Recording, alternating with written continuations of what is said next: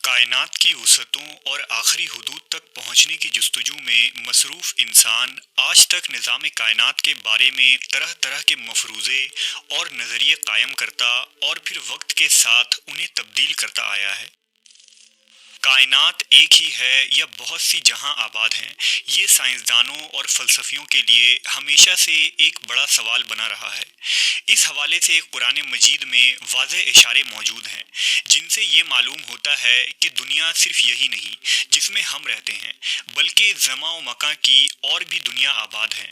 इस हवाले से आज साइंसदान इस थ्योरी को सच साबित करने की कोशिश कर रहे हैं कि क्या हमारी दुनिया के सिवा और भी दुनिया आबाद है और क्या वहाँ भी हमारे जैसे इंसान मौजूद हैं। अल्लाह ने इस सवाल का जवाब देते हुए अपने मुकद्दस किताब में फरमाया, अल्लाह वो है जिसने 7 आसमान पैदा किए और उनके मानिंद ज़मीनें भी, उनके दरमियान हुक्म नाजिल होता है ताकि तुम जान लो कि बेशक अल्लाह हर चीज़ पर कुदरत रखने वाला है।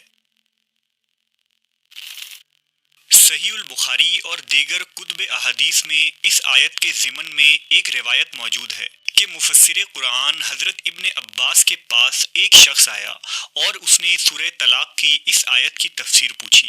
हज़रत इब्ने अब्बास खामोश रहे। उस शख्स ने दोबारा इसरार किया और पूछा कि आप इसकी वजाहत करने से गुरेज क्यों कर रहे हैं।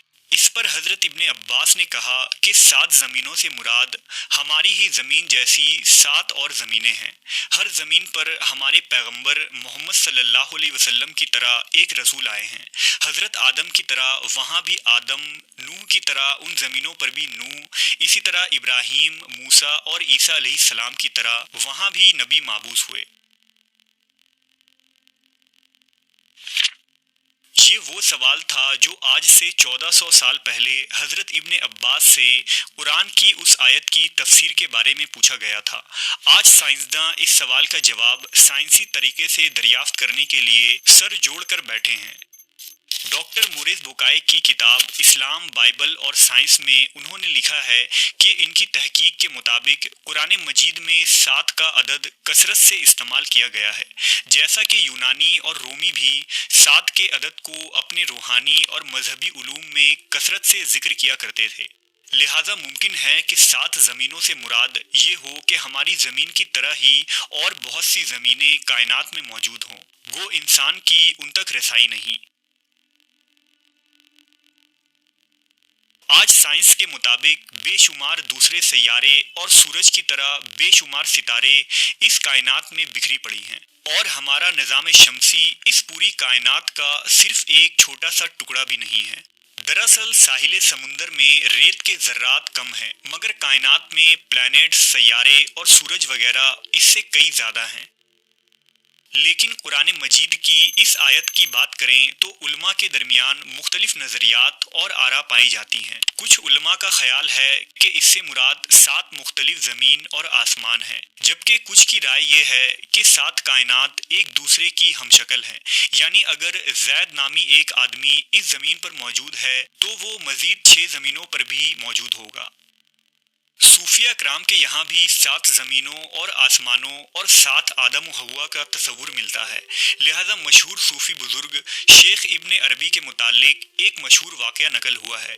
शेख इब्ने अरबी फरमाते हैं कि मैंने एक मरतबा एक ऐसी कौम के साथ बैतुल्लाह का तवाफ़ किया कि जिनको मैं नहीं जानता था। उनमें से एक ने मुझसे कहा कि क्या तुम मुझे जानते हो? मैंने कहा कि नहीं। उसने कहा कि मैं तुम्हारे सबसे अव्वलीन आबाओ अजदाद में से हूँ। मैंने पूछा, तुम्हें मरे हुए कितना अरसा गुजर चुका है? اس نے کہا 40,000 سال سے کچھ زیادہ۔ میں نے کہا آدم علیہ السلام کو تو اتنا زمانہ نہیں گزرا۔ اس نے کہا تم کون سی آدم کی بات کر رہے ہو؟ کیا تم اس آدم کے متعلق کہہ رہے ہو جو تم سے قریب ہیں یا کسی اور آدم کے متعلق؟ لہٰذا شیخ ابن عربی فرماتے ہیں کہ میں نے جب اس کی یہ بات سنی تو مجھے وہ حدیث یاد آ گئی کہ اس کائنات میں 7 زمین 7 آسمان اور ہر زمین پر آدم و حوا بھیجے گئے۔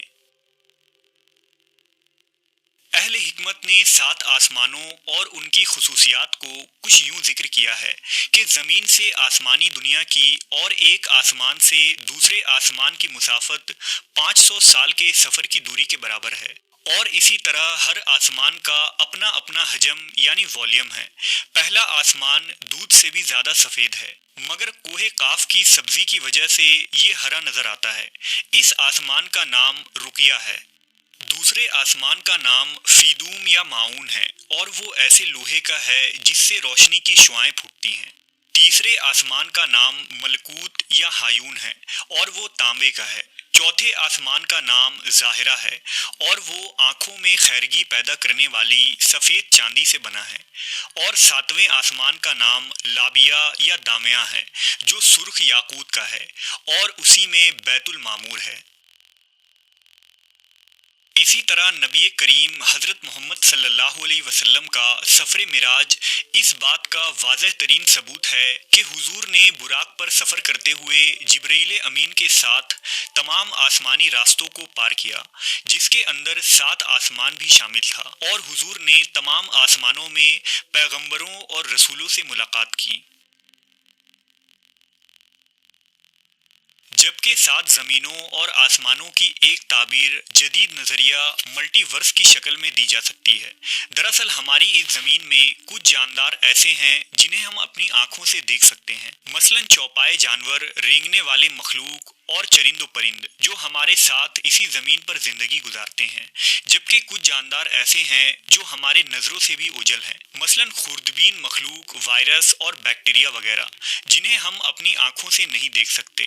بالکل اسی طرح جنات اور فرشتے بھی موجود ہیں جنہیں ہم نہیں دیکھ سکتے، کیونکہ ان کا وجود ایک دوسرے ڈائمنشن میں ہے۔ اسی نظریے کو ملٹی ورس کا نام دیا جاتا ہے، یعنی اس کائنات کی طرح کی کائنات کا وجود ہونا، باوجود اس کے کہ ہم نہ اس کائنات کو دیکھ سکتے ہیں نہ کبھی اس میں داخل ہو سکتے ہیں۔ حدیث مبارکہ کے مطابق پہلے آسمان کے مقابلے میں دوسرا آسمان اتنا بڑا ہے جیسے کسی صحرا کے درمیان ایک انگوٹھی موجود ہو، اور دوسرا تیسرے کے سامنے ریگستان پر پڑے انگوٹھی کے برابر ہے۔ اسی طرح تمام 7 آسمان ایک دوسرے سے بڑا اور وسیع ہے۔ 7 زمینوں اور آسمانوں کی وسعتوں اور سرحدوں کو نہ ہی انسانی دماغ سمجھ سکتی ہے نہ ہی اسے بیان کیا جا سکتا ہے، لیکن انہیں تصور کر کے ایک لفظ کا مطلب ضرور سمجھا جا سکتا ہے۔ اللہ اکبر، یعنی اللہ بہت بڑا ہے۔